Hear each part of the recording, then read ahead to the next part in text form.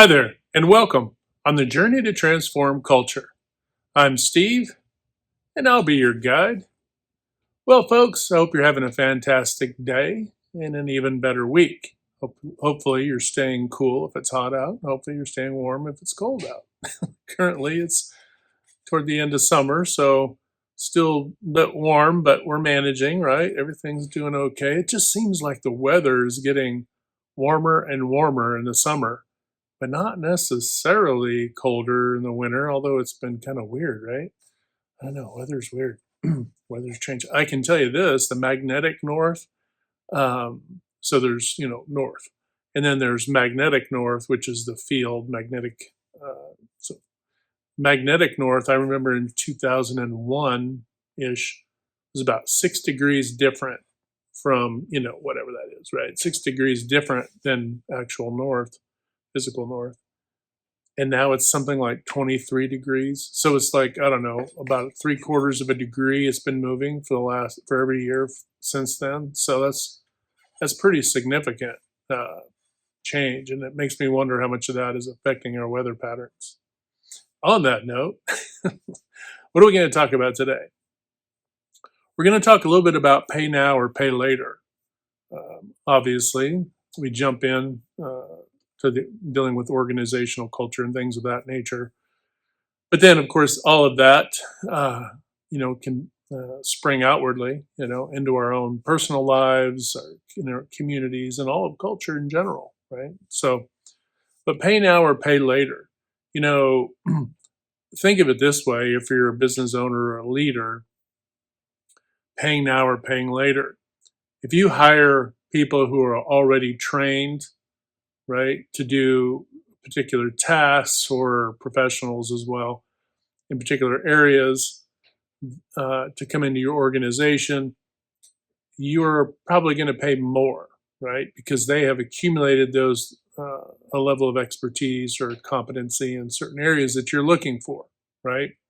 So that's an example of paying now. An example of paying later would be, I'm going to hire people and I'm going to train them on how to do this thing. And but that's being cognizant and aware that you're going to pay later or as you go, right? Because you need them to learn to do a thing the way you've developed it potentially. So there are practical reasons why you would do these things, right? If your processes and things you're doing are very unique and new, not typical, then that would be something you probably would invest in taking the time to do that, right? But what happens and where some organizations struggle is they hire for a particular thing, for a particular task to be filled and job to do, and they, ramrod them through lickety split in no time flat, barely enough time to take the temperature of and really experience what they're doing, and throw them into the workflow, right? They don't really take the time to develop their skills, and or as they are members of an organization, from that point on, when they're brought in, they may have started out, at the task level doing, easier, I would say easier, more straightforward tasks, right? But as they've stayed on with the organization, they then may want to develop more, right? Cross train and try to do different jobs, or elevate to become leads or supervisors and so on and so forth, right? But if an organization isn't going to develop them, then they're essentially pigeonholed into that spot. And if they're really good at that job, they may, now this is where it gets a little codependency a little bit, right? Is they're good at that job, they're comfortable in that job, they may not want to change because they just like what they do, and they do that and they go home and they have to think about it. And that's certainly an option, right? Especially if you're doing a fantastic work, why upset the apple cart?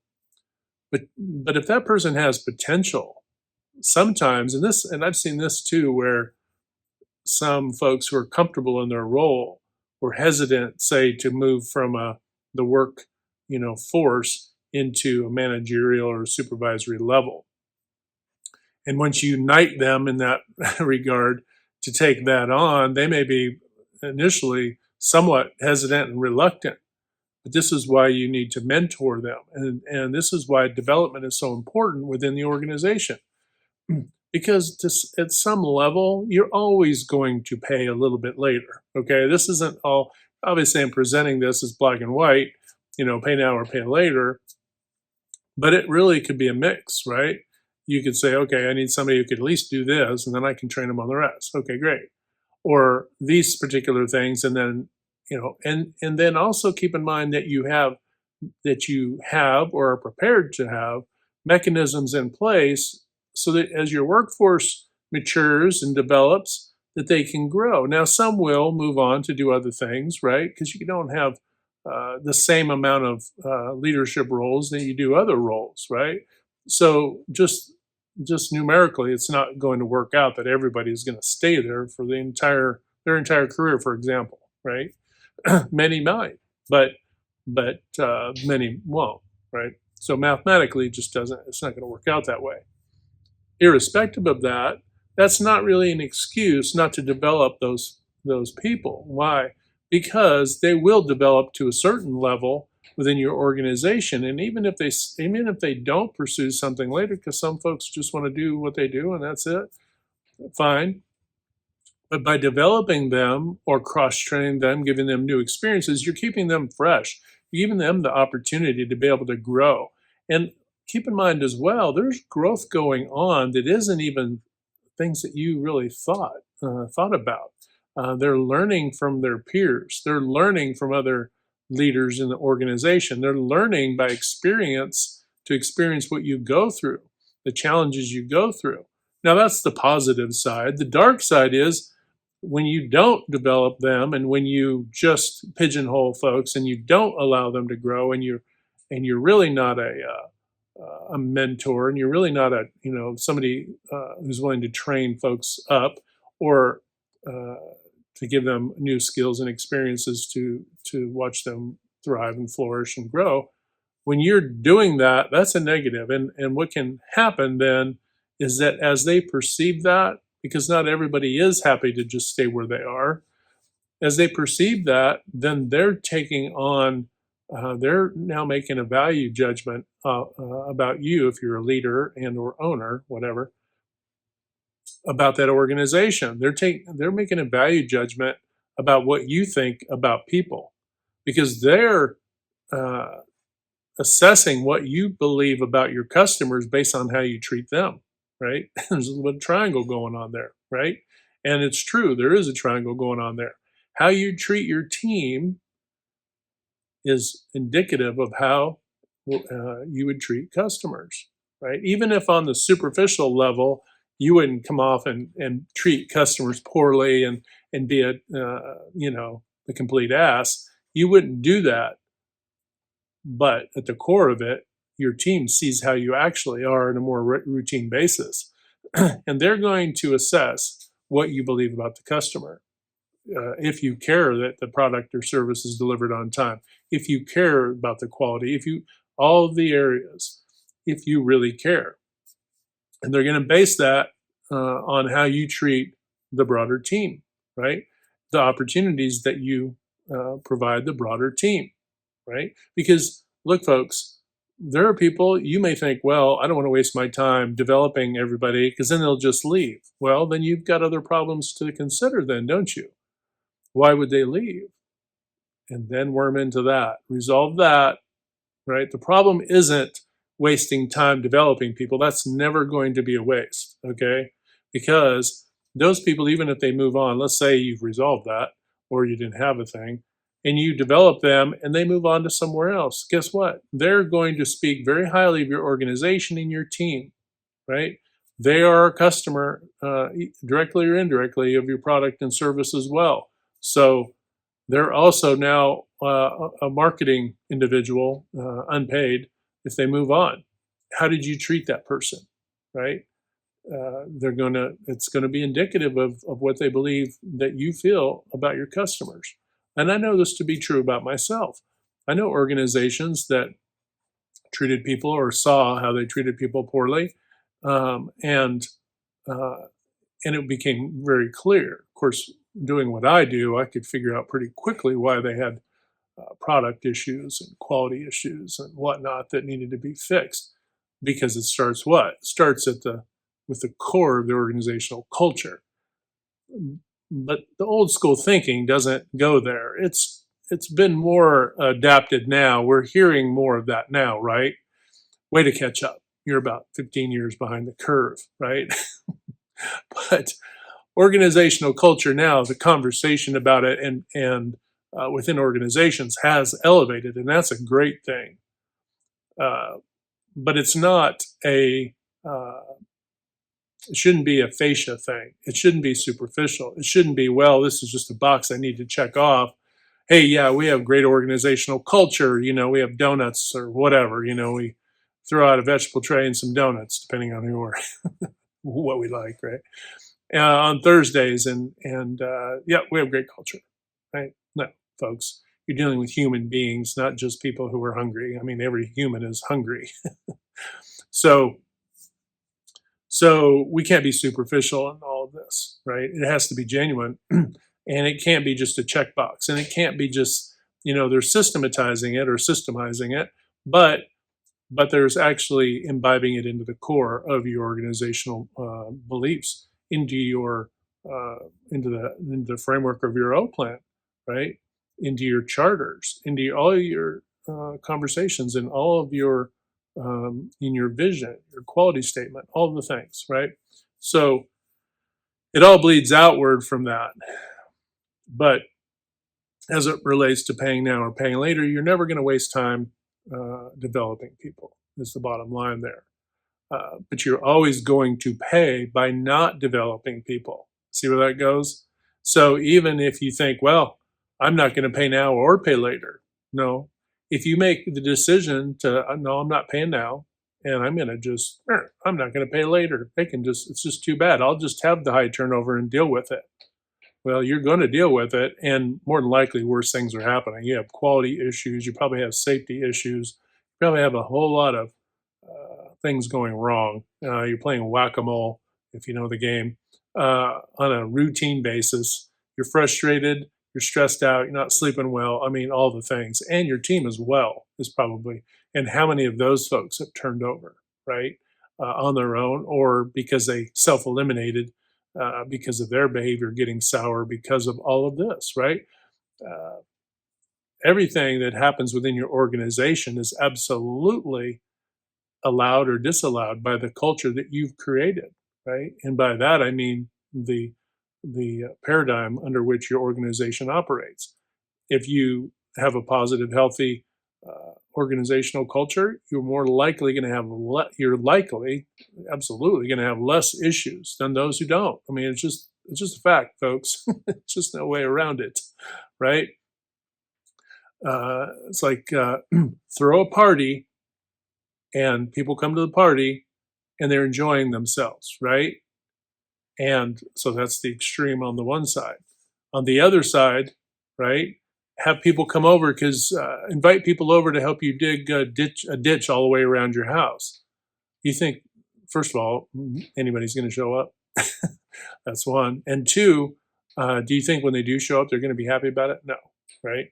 So we're not saying either extreme is practical, but what we are saying is you find balance, right? We're there to do work, but we can also celebrate the work we do. We can celebrate the people we have on our team. We can celebrate our customers. We can celebrate how blessed we are to have thriving livelihoods, right? We can celebrate those things in the midst of doing the work, right? If you're doing dishes, guess what? That's a divine experience. You're sweeping the floor. It's a divine experience. And don't be afraid as a leader to get out there and grab a push broom and start cleaning up, because it demonstrates to your team, hey, nothing is meaningless in this organization. Everything is meaningful, and none of us are above the simplest tasks that we have in our organization. And that will go a long way. And I don't mean just go out and grab a push broom and take off, right? I am saying that approach, right? that approach, pick your area and get engaged with your team. See what they experience. If one of their tasks is they have to get in cleanup gear with knee pads and a bunch of scrub things to clean something up, do that one day. Go out there or for a few hours one day, whatever. Obviously, your time is valuable, but experience what they experience. See what they see. Ask them about, hey, you know, how can we get better here, and what's not. This is what I would often say when I would go around. I'd ask how you doing and all the things and see how they're doing. But then after that, I say, what's not working for you? Is there anything that's not working for you? That with the work that you're doing right now. Oh well, this thing keeps tripping up and da da da da.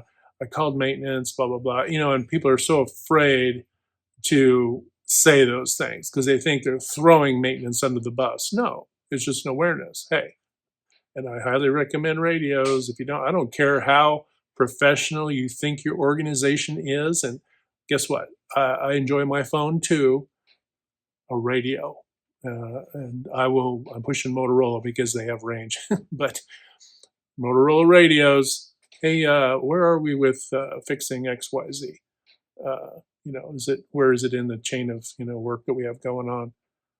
And then you get a bit of an update. Now you may have already figured this stuff out, but by connecting with your team, you're staying connected with what they have to overcome. And now you also understand what the constraints they're dealing with. Now you can say, oh, okay, how often does this happen? Well, this happens, seems like it happens every other day. Okay, well, now I know I have a pervasive problem. This just wasn't a one-off, right? And sometimes, and I'm using maintenance, and God bless them. They do the best they can. But sometimes they're afraid to elevate things. We just want to handle things at our level. And that's true, you do.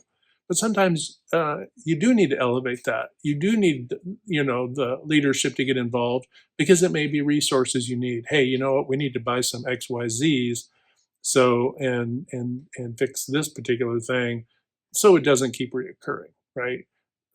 We don't need to do Band-Aid fixes all the time. The Band-Aid fixes may seem like that they're good because they're cost effective potentially on the surface, but underlying they're creating stoppages in your workflow, and that's not right. So when you do the measuring, you find out that it's better to just invest a little bit more for a one-time fix, good fix, right? Permanent fix, you hope, right? So just some examples of that pay now or pay later, and why it's so important you develop your folks, and why it's so important you keep lines of communication open. I think those experiences, man, they synergize me. I feel good because it gives me the opportunity to help them. It fixes the issue they have, and then now I can go into other things that they may have. They may have a list of 10 things, and in fact, I would give different folks all throughout the organization notepads, or have them have something to write on, obviously, for those folks who aren't typically doing administrative work, to write down something that's not working. And when we were doing the hour by hour boards, because you can do those manually or you can do those on monitors, however you choose, but on the backside they could write down what wasn't working and the issues that they had and things that needed to get done. Obviously, there was mechanisms on the front side for supervisors and maintenance and quality and management to check off on periodically through the day. But essentially, you want to provide as much opportunity for your team to communicate. You want that to just come. Oh, well, if there's a lot of it. Oh, well, if some of it's really small. Oh, well. You know what? Easier to go, oh, okay. But at least now right? They may think, oh wow, this thing is important. Well, that is important, but it's low on the priority, and we will get to it. But because you can't fix everything right now, right? Not everything can be fixed right now. Sometimes stuff might be tonight or tomorrow or whatever. You may have to get parts, and you may have to get this, and you may have to get that. All the logistics, right? So it's important for you to be honest and open with your team about these things. Again, pay now or pay later. You don't communicate, you're going to pay, okay? You may think you're not paying now because I'm not dealing with it now. You're going to pay later. Ignore that person who told you that they were having issues after you just asked them. Oh my gosh, that will 10x you in the negative if you don't do something about it or assist, right? And that isn't saying you need to run from that stuff. It's saying you need to deal with it head on. So, well, all right, folks, I don't want to go too long with this video, but you get the idea. Pay now or pay later. And then you can extend all of these philosophies or this approach or this concept into your own personal life and your life in the community, the culture that you live in, civically, and all the rest of it. You can apply it everywhere, right? Pay now or pay later. You educate. And this is why we educate young people, right? So that we don't pay later. That's, we want them to get educated so be productive and fruitful, but we also don't want to have folks who are running around, destroying all of culture because, they can't sit still for 5 minutes. So to learn. So anyway, hope you're having a great day. Remember to hit that good green domino 3 to 5 times a day to uplift, motivate, inspire, and just encourage one another. When we do that, not only are we helping culture, right, to grow and thrive, but we're also improving our own lives in the process. And it's important that we have that reciprocity in that process, right? All right, folks, hit like, share, and subscribe. And until next time, we'll talk to you later.